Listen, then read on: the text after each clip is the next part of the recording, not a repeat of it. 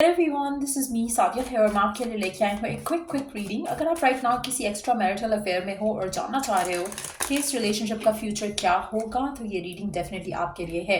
Personalised reading लेनी हो तो contact me on the email ID description box में गिवन है। बट लेट्स सी कि क्या होगा इस एक्स्ट्रा मैरिटल अफेयर का नतीजा, क्या होगा आउटकम इस एक्स्ट्रा मैरिटल अफेयर का, क्या होगा आगे इस रिलेशनशिप का। We do have the empress, we do have the lovers, we do have the high priestess, and in the deck we do have the queen of swords. To be honest, मुझे लगता है कि आपका जो extra marital affair है right now किसी भी specific someone के साथ, मुझे ये रिलेशनशिप आगे स्मूथली ज़्यादा दिख रहा है। मुझे लगता है कि आपका अपने पर्सन से रिलेशनशिप जो है वो ख़राब होगा, बट आपका ये जो एक्स्ट्रा मैरिटल अफेयर है ये आपका मुझे बहुत स्मूथली आगे बढ़ता दिख रहा है। यहाँ पर आप दोनों की कनेक्शन के अंदर जो एक बॉन्डिंग है वो काफ़ी स्ट्रेंथन अप होती दिख रही है। आप बहुत ज़्यादा हैप्पी रहोगे इस इंसान के साथ जो भी जिसके साथ भी आपका एक्स्ट्रा मैरिटल अफेयर चल रहा है। पर एट द सेम टाइम मुझे लगता है कि आपका जो पर्सनल लाइफ है, this is like your extra marital affair, right. तो यहाँ पर जो आपकी ये एक शॉर्ट लिव्ड टाइम है जो आप इस इंसान के साथ बिताते हो, और ये टाइम आपके बाकी जो आपके हस्बैंड या आपके वाइफ के साथ जो टाइम है उसको कवर अप कर देता है, उसकी सैडनेस को, उसकी उसकी डलनेस को कवर अप कर देता है। जो खुशी आपको इस एक्स्ट्रा मैरिटल अफेयर से मिल रही है, ये मुझे लगता है कि आपके दूसरे जो रिलेशनशिप है उस पर हावी हो जाती है। इसलिए आपको ज़्यादा फर्क नहीं पड़ता कि आपकी पर्सनल लाइफ में दूसरे पर्सन के साथ जिसके साथ आप शादीशुदा हो उसके साथ आपकी लाइफ में क्या चल रहा है, लेकिन आप इस खुशी में बहुत ज़्यादा खुश हो। मुझे लग रहा है कि रिलेशनशिप आपका स्ट्रेंथन अप तो हो रहा है, आप खुश भी हो रहे हो आगे, लेकिन आपका अपना जो पर्सनल कनेक्शन है अपने हस्बैंड या अपने स्पाउस के साथ वो मुझे अफेक्ट होता दिख रहा है। यहाँ पर मुझे लगता है कि आप में से कुछ लोगों के लिए आपके पर्सनल रिलेशनशिप में आपके हस्बैंड या आपके वाइफ के साथ जो सिचुएशन है वो थोड़ी ख़राब होने के चांसेस लग रहे हैं मुझे। रीज़न ये भी हो सकता है कि आप दोनों के दरमियान में जो भी मामलात हैं उसमें आप थोड़ा और डिटैच होते रहोगे पर्सन के साथ, और ये चीज़ आपके रिलेशनशिप को इन्फ्लुएंस करेगी इन अ नेगेटिव वे। आप on the other hand third party के साथ खुश हो, आप ऑन द अदर हैंड जो आपका एक्स्ट्रा मैरिटल अफेयर है उसके साथ आप खुश हो। आप में से कुछ लोगों के लिए मुझे लगता है कि आपके और आपके पर्सन के दरमियान में सिर्फ एक ही ताल्लुक आपको जोड़ रहा है, वो है फाइनेंशियली आप दोनों जुड़े हुए हो। अगर आपके साथ ये फाइनेंशियल सिचुएशन नहीं हो, इस इंसान के साथ फाइनेंशियल लाइबिलिटीज ना हो, तो आप शायद इस इंसान के साथ रुकोगे नहीं।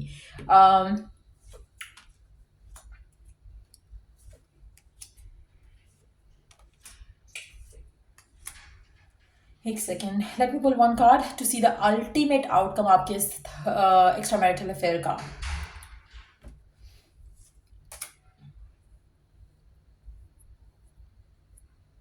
अच्छा, आपके दोनों रिलेशनशिप्स जो हैं, जो करंट वाला है, जो दूसरा वाला है, जो जिससे शादीशुदा हो वो भी और दूसरा वाला भी, इस दोनों रिलेशनशिप में कहीं ना कहीं आपको मनी से ज़्यादा मतलब है, टू बी ऑनेस्ट। मतलब मुझे लग रहा है कि जो भी आपका ये रिलेशनशिप है इसमें आपको अगर आपको ये पता चले कि पर्सन गरीब होने वाला है या पर्सन गरीब हो चुका है तो शायद आपका इंटरेस्ट ख़त्म हो जाएगा। I have to be very clear here. मुझे नहीं लगता कि आप जो रिलेशनशिप है आपका एक्स्ट्रा मैरिटल वाला, उसमें अगर आपको वो खुशी फाइनेंशियल फाइनेंशियल कह लो या मटेरियलिस्टिक कह लो, जो खुशी आपको मिल रही है, अगर आपको वह मिलना बंद हो जाए तो आपका जो करंट आप वापस करंट वाले के पास वापस आ जाओ। इसी तरह से अगर करंट वाला आपको दूसरे वाले से ज़्यादा खुशी देना शुरू कर दे मटेरियलिस्टिकली, तो आप अपने वाले के पास वापस आ जाओगे। तो कहीं ना कहीं आप दोनों रिलेशनशिप में सिर्फ इसलिए हो क्योंकि कहीं ना कहीं आपको मटेरियलिस्टिक खुशी मिल रही है।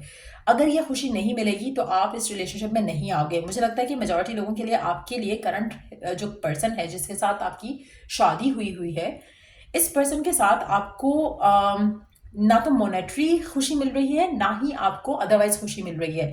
जो दूसरा पर्सन है उसके साथ आपको मॉनेटरी खुशी ज़रूर मिल रही है, दूसरी खुशी भी मिल रही है, साथ साथ मॉनेटरी भी मिल रही है।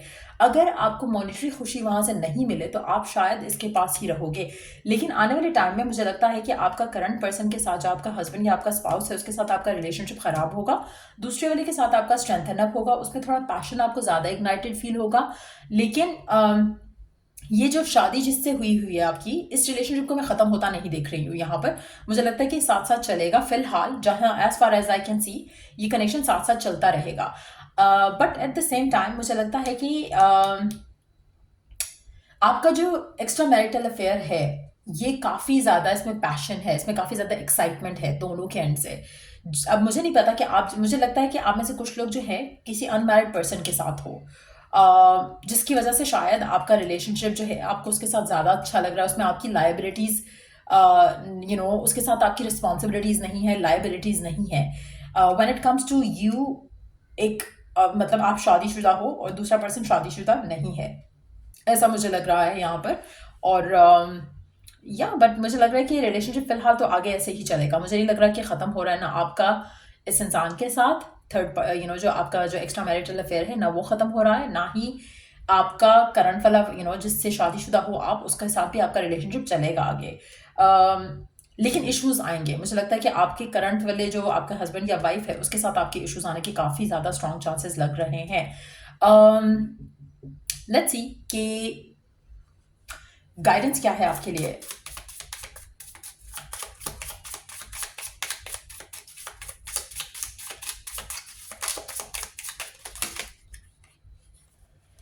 Not gonna take all these cards, इसलिए लेट्स कीप शफलिंग। फिर से शफल करते हैं, देखते हैं कि क्या चल रहा है, क्या गाइडेंस है आपके लिए।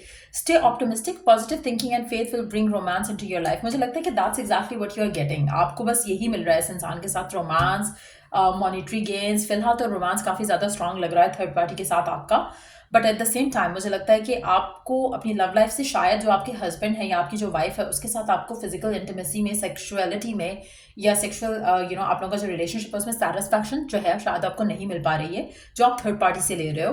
और मुझे लगता है कि यहाँ पर जो आपका जो पार्टनर है जिससे आपकी शादी हुई है, ये पार्टनर बहुत रूखा सूखा है, ज़्यादा रोमांटिक नहीं है या ज़्यादा फाइनेंशियली सिक्योर नहीं है, इसलिए उसके पास ज़्यादा ऑफर करने को कुछ नहीं है। जैसे होता है ना, स्ट्रेस्ड आउट पर्सन होता है, उस तरह की एनर्जी लग रही है, इसलिए शायद ये extra marital affair at first place है। आने वाले टाइम में मुझे लग रहा है कि आप का ये रिलेशनशिप जो एक्स्ट्रा मैरिटल वाला है ये चलता रहेगा। इससे आपकी ज़िंदगी में आप थोड़ा पॉजिटिव फील कर रहे हो। ये अच्छा है या बुरा है वो तो सब जानते हैं कि क्या है क्या नहीं है। I am not gonna get into it. मैं जज नहीं करूँगी ना आपको ना ही दूसरे पर्सन को। लेकिन एट द सेम टाइम मुझे लगता है कि ये रिलेशनशिप जो है वो आपको सेटिस्फैक्शन दे रहा है, इमोशनली सेटिस्फाइड हो आप इस रिलेशनशिप में रहकर। लेकिन ये रिलेशनशिप तब तक ही सेटिस्फाइंग रहेगा जब तक ये पर्सन और इस रिलेशनशिप में आपका पैशन और मनी इन्वॉल्व है। जब ये मनी ख़त्म हो गया तो पैशन ऑटोमेटिकली ख़त्म हो जाएगा। फिलहाल ऐसा नहीं है, लेकिन चांसेस हैं आगे आपके पर्सन की मॉनिटरी जो वैल्यू वर्थ है वो बढ़ेगी, उससे आपका झुकाव आपके पर्सन की तरफ ज़्यादा होने लग जाएगा। That's what I see here. So या ये थ्री रीडिंग आप लोगों की अगर आपको हेल्प किया हो, गाइड किया हो, तो लाइक शेयर सब्सक्राइब जरूर करो। चलो I do the next reading आप लोगों के लिए। Take care, bye.